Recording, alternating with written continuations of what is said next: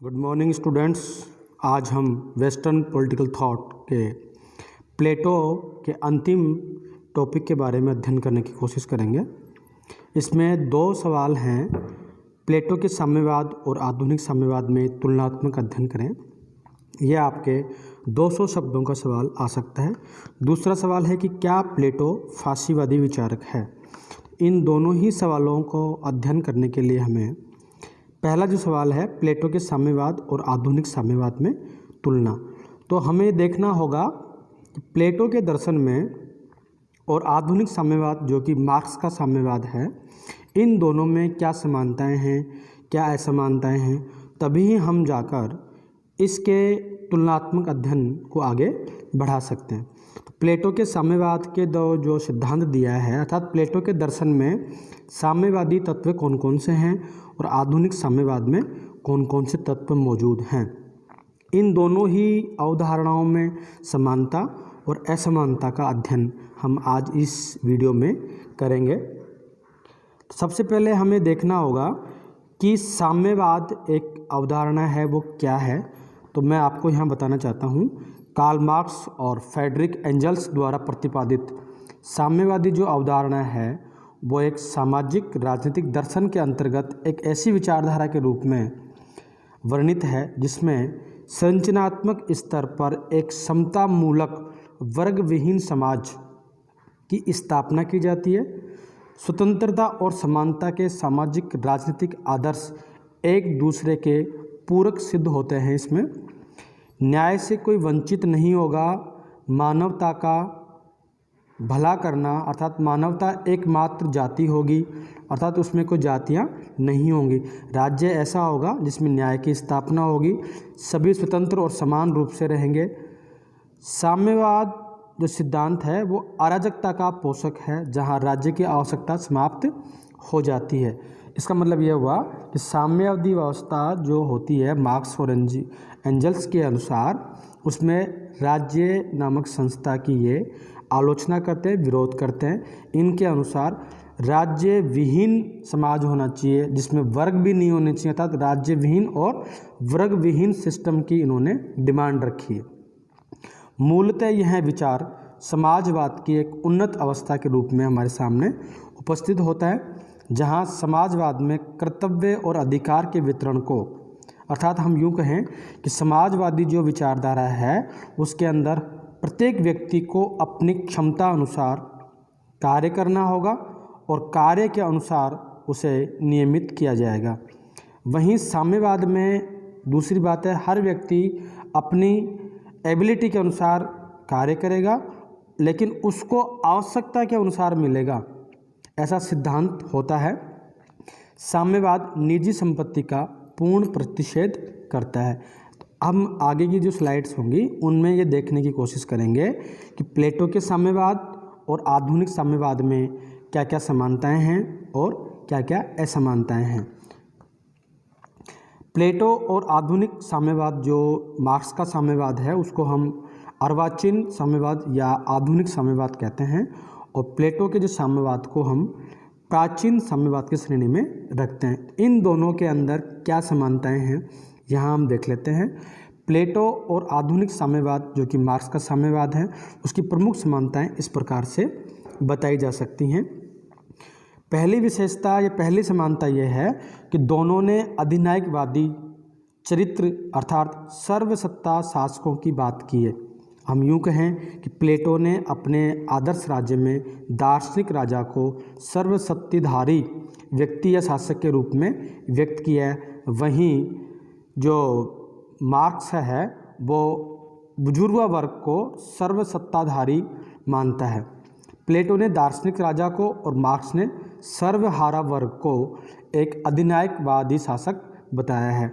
तो इन दोनों को राजा की जो पावर के रेफरेंस में देखें कि राजा किस प्रकार का होगा, तो वो राजा दोनों ही विचारकों के अनुसार सर्वसत्ताधारी होगा। प्लेटो का दार्शनिक राजा होगा वो, और मार्क्स का वो सर्वहारा वर्ग का अधिनायकवाद होगा। दूसरी समानता दोनों देखते हैं, दोनों शोषण का विरोध करते हैं। दोनों के विचारों में या दोनों के दर्शन में शोषण का विरोध किया गया है, इसलिए प्लेटो का साम्यवाद और आधुनिक साम्यवाद एक हैं या समान हैं। अगली समानता देखते हैं। व्यक्तिगत संपत्ति का विरोध या उन्मूलन दोनों ही सिद्धांतों में किया गया है। व्यक्ति की तुलना में समाज पर बल, अर्थात व्यक्ति की तुलना में समाज पर बल, व्यक्ति साधन है जबकि राज्य एक साध्य के रूप में माना गया है। दोनों ही सिद्धांतों में व्यक्ति को साधन माना गया है जबकि राज्य को एक साध्य के रूप में बताया गया है। व्यक्ति के अधिकारों के स्थान पर कर्तव्यों पर बल दिया गया है। प्लेटो के दर्शन में अधिकार की कोई बात नहीं की गई है, वहाँ कर्तव्य मूलक न्याय सिद्धांत की बात करी गई है। इन्हीं समानताओं के आधार पर या इन्हीं समानताओं की वजह से मैक्सी ने कहा है कि अगर आज प्लेटो जीवित रहता तो वो स्टालिन की तरह सोवियत संघ की यात्रा करता। तो प्लेटो के दर्शन में और आधुनिक साम्यवाद के दर्शन में हमें ये कुछ समानताएं नज़र आती हैं। इसके बाद में हम अगली स्लाइड में देखते हैं कि प्लेटो और मार्क्स के साम्यवाद में क्या क्या असमानताएं हैं या क्या अंतर हैं। तो हम एक तरफ प्लेटो का साम्यवाद देखते हैं और दूसरी तरफ हम देखते हैं मार्क्स का साम्यवाद।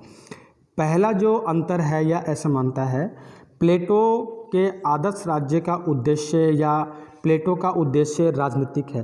प्लेटो के साम्यवाद का उद्देश्य राजनीतिक है जबकि मार्क्स के साम्यवाद का उद्देश्य आर्थिक समानता की स्थापना करना है। दूसरी बात यह है कि प्लेटो न्याय की स्थापना करना चाहता है और उसकी जगह मार्क्स है वो समानता, पूरे समाज में समानता की स्थापना करना चाहता है। प्लेटो के अनुसार समाज के 3 वर्ग हैं जिसमें दार्शनिक वर्ग होता है, सैनिक होता है और उत्पादक वर्ग होता है। ये 3 प्रकार के वर्ग मैंने आपको पहले बता दिए हैं। जबकि मार्क्स तो अपने समाज में वर्ग चाहता ही नहीं है, अर्थात मार्क्स के अनुसार वर्ग विहीन समाज होना चाहिए। तो ये भी एक बहुत बड़ा अंतर है। प्लेटो का साम्यवाद है वो अर्ध साम्यवाद है क्योंकि उसमें केवल अभिभावक वर्ग के लिए ही वो साम्यवाद की बात करता है, अर्थात परिवार और संपत्ति का जो त्याग है वो केवल अभिभावक वर्ग के लिए है। अभिभावक वर्ग में संरक्षक वर्ग भी कहते हैं, इसमें शासक आते हैं और साथ साथ आपके सैनिक जो वर्ग है, इन दोनों वर्गों को मिला करके अभिभावक वर्ग या सैनिक वर्ग का निर्माण प्लेटो करता है। अर्थात हम यूँ कह सकते हैं कि प्लेटो का साम्यवाद समाज के सभी वर्गों के लिए नहीं है जबकि मार्क्स पूरे समाज के लिए साम्यवादी व्यवस्था की बात करता है। अगली जो असमानता है, प्लेटो के दर्शन में या प्लेटो के साम्यवाद में राज्य एक स्थायी संस्था है जबकि मार्क्स के दर्शन में राज्य नामक संस्था ही नहीं चाहता, वो राज्य विहीन समाज की कल्पना करता है।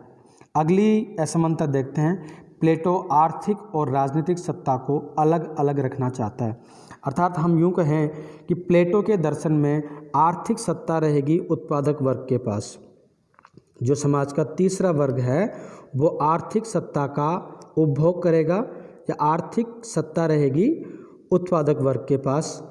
और राजनीतिक सत्ता जो प्लेटो बात करता है, राजनीतिक सत्ता वो रहेगी संरक्षक वर्ग या दार्शनिक वर्ग के पास में। दार्शनिक वर्ग के पास में प्लेटो कहता है कि वो उसके पास में राजनीतिक सत्ता रहेगी जो देश के राजकार्य में भूमिका निभाएगा। जबकि मार्क्स जो है वो राजनीतिक सत्ता और आर्थिक सत्ता को एक ही वर्ग में अर्थात उत्पादक वर्ग में समाहित करना चाहता है। अगली इनकी जो असमानता है वो संपत्ति के सार्वजनिक नियंत्रण एवं वितरण की बात की गई है। प्लेटो के साम्यवाद में संपत्ति पर सार्वजनिक नियंत्रण है, अर्थात प्लेटो के साम्यवाद में संपत्ति नामक साम्यवाद की बात करी गई है, अर्थात संपत्ति है वो राज्य के कंट्रोल में रहेगी। जबकि मार्क्स के साम्यवाद में उत्पादन के साधनों पर समाज का स्वामित्व रहेगा और उनका न्यायपूर्ण वितरण किया जाएगा, ऐसा मार्क्स। प्लेटो और मार्क्स में अन्य असमानताएं जो हैं उनको हम देखते हैं। प्लेटो दार्शनिक वर्ग को विशेष स्थान देता है जबकि मार्क्स श्रमिक वर्ग को विशेष स्थान देता है। प्लेटो का साम्यवाद नगर राज्य तक सीमित है क्योंकि प्राचीन यूनान में नगर राज्यों की शासन व्यवस्थाएं थी, जबकि मार्क्स का जो साम्यवाद है उसका जो विस्तार है वो वैश्विक स्तर तक है। प्लेटो वर्ग सहयोग पर आधारित है। प्लेटो का जो साम्यवाद है वो वर्ग सहयोग पर आधारित है, जबकि मार्क्स का जो साम्यवाद है वो क्रांति और वर्ग संघर्ष पर आधारित है।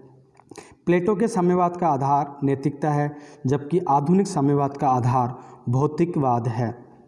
प्लेटो के साम्यवाद का दृष्टिकोण आध्यात्मिक है, नैतिक है, निराशावादी है और विरक्ति मूलक है। वहीं मार्क्स के साम्यवाद का आधार भौतिकवादी है, क्रांतिकारी है और प्रगतिशील है। इसी संदर्भ में प्लेटो के साम्यवाद के बारे में बात करने का है कि प्लेटो का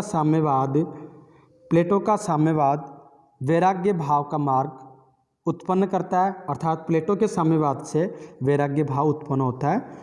इस वीडियो में हम इतना ही पढ़ेंगे। बहुत बहुत धन्यवाद। Thank you.